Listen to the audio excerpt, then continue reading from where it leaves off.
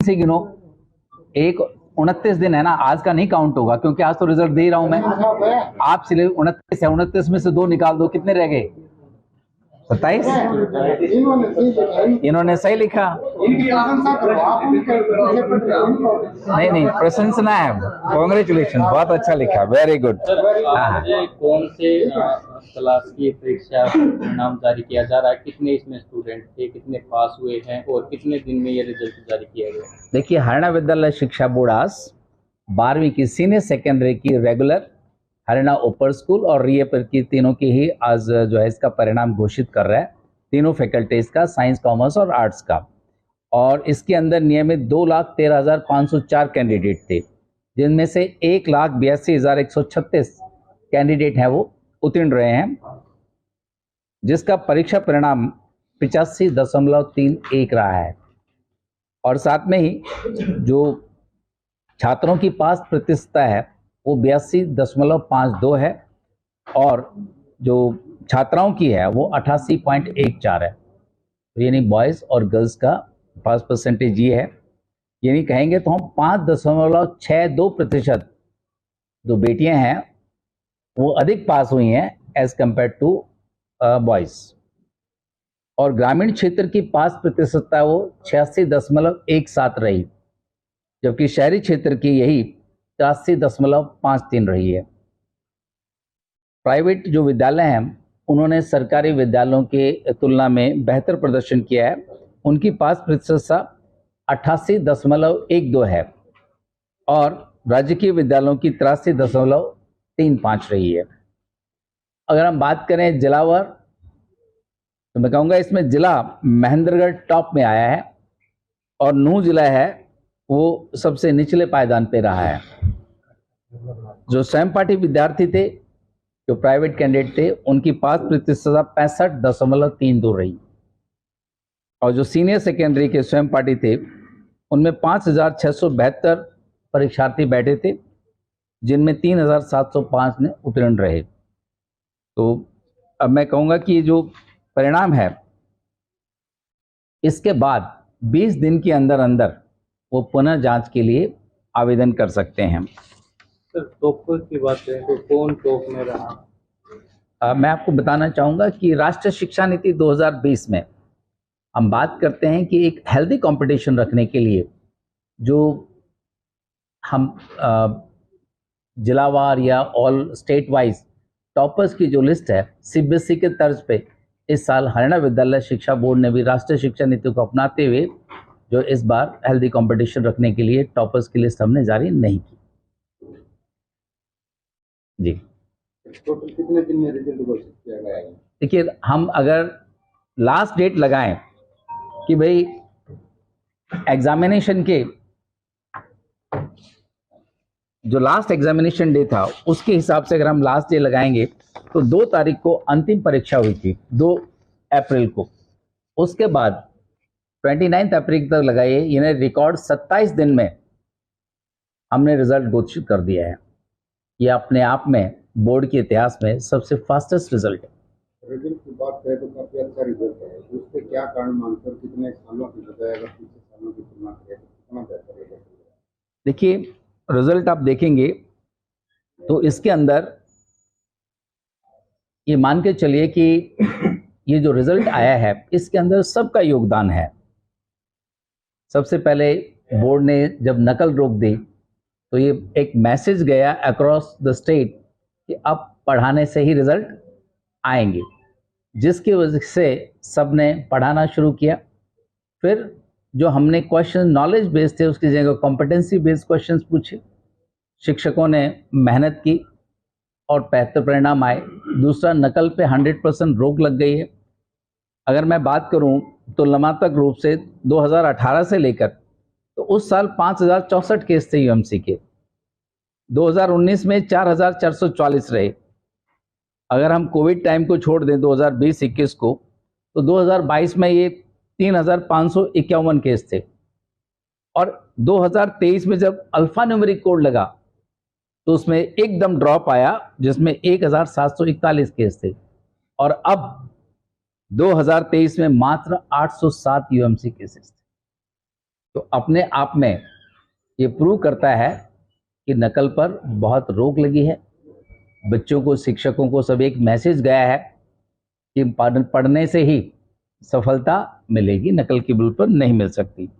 इससे पहले अगर आप देखेंगे रिजल्ट, तो 2018 में हमने जैसे 51 दिन में, फिर हमने 40 दिन में, इस तरह से 2022 में 58 दिन में हमें सेकेंडरी का रिजल्ट दिया, 2023 में 52 दिन में दिया था, और इस बार 52 दिन से घटाकर हमने अपने ही रिकॉर्ड को बीट करते हुए मात्र 27 दिन में रिजल्ट दिया है।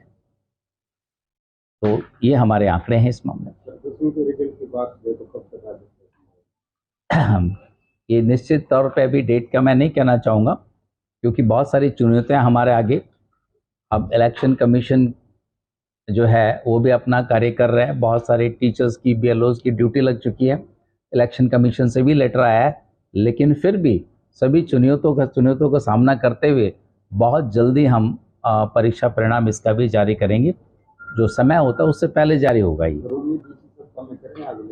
नहीं, देखिए, हम 15 मई को हमेशा लेकर चलते हैं डेडलाइंस की, और मैं समझता हूं कि 15 मई से पहले हम उस परिणाम को भी घोषित कर देंगे।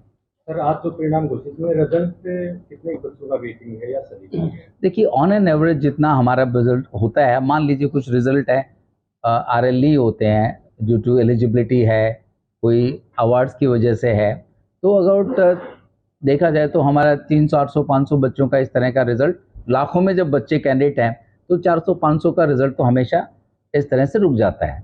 तो जैसे जैसे हमारे पास डेटा आते हैं, एक्सप्लेनेशंस आते हैं, कि उसके तुरंत विद इन 3-4 डेज या वीक में हम उनका रिजल्ट दे देते हैं। ऐसी सूचना है कि रिजल्ट जो है अभी तक एग्जाम उनके मार्किंग जो है हुई नहीं प्रॉपर, फिर भी बोर्ड ने जल्दी में इस परिणाम को घोषित किया। काफी बच्चे ऐसे हैं, तो वो बच्चे उनके साथ परिणाम न आने से परिणाम को फैल या अलग तरीके से समझते हैं। नहीं, ऐसा कुछ नहीं है, ऐसा कुछ नहीं है। ये जो सूचना आपकी, इसका कोई आधार नहीं मैं कह सकता हूँ। और रिजल्ट जो है प्रॉपर तरीके से कंपाइल किया है, एक एक बच्चे पे नजर रही है।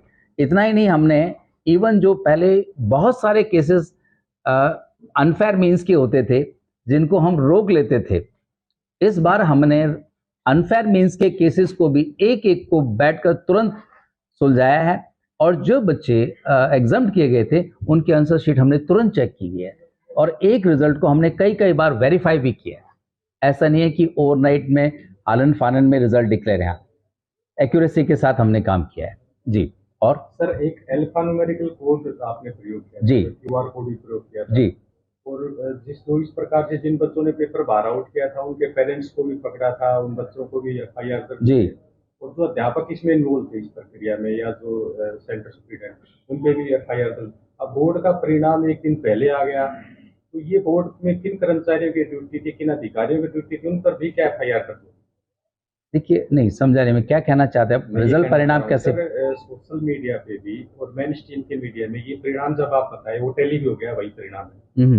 वो परिणाम एक दिन पहले घोषित हो जाता है, अखबारों में छप भी जाता है, खैर उनका अपनी प्रतिस्पर्धा होती है। देखिए, मैं किसी का तो सोर्स ऑफ क्या ये सीक्रेसी ब्रांच जो आपकी होती है उसमें लूप होल नहीं है? देखिए, मैं मानता हूं कि ऑन एन एवरेज बहुत सारे फैक्टर्स होते हैं। कई बार इवन एग्जामिनेशन सेंटर से ही या इवोल्यूशन सेंटर से ही एक अंदाज़ा लगता है कि कहाँ पर कितना परिणाम आता है। तो ऑन एन एवरेज अपना किसी का गैस हो सकता है कि भाई 80 से 90 के बीच में रहेगा, कोई इसको 85 छाप दे, कुछ 90%। अब रिजल्ट देखा जाए तो 90% भी रिजल्ट है सिंगल्स का, ऑन एवरेज रिजल्ट है साइंस, कॉमर्स, आर्ट्स का ये अराउंड 85 का है। बोर्ड से कहीं लीक नहीं, बोर्ड से कभी भी कोई चीज़ लीक नहीं होती है, ये मैम डेफिनेट कह सकता हूँ। अगर लीक होती तो आप सबको पता लगता। That's it.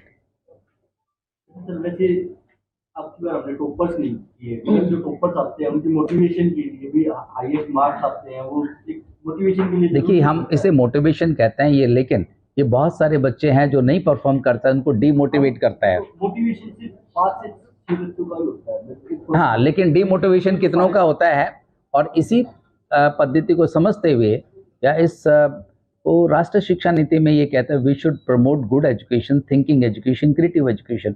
और CBSE ने भी इसी को लास्ट टाइम अगर ध्यान हो तो उन्होंने भी टॉपर्स पूरे इंडिया में कहीं डिक्लेयर नहीं किए। तो हम राष्ट्रीय शिक्षा नीति को इम्प्लीमेंट कर रहे हैं और एक हेल्दी कंपटीशन रहे उस दिशा में बढ़ रहे हैं।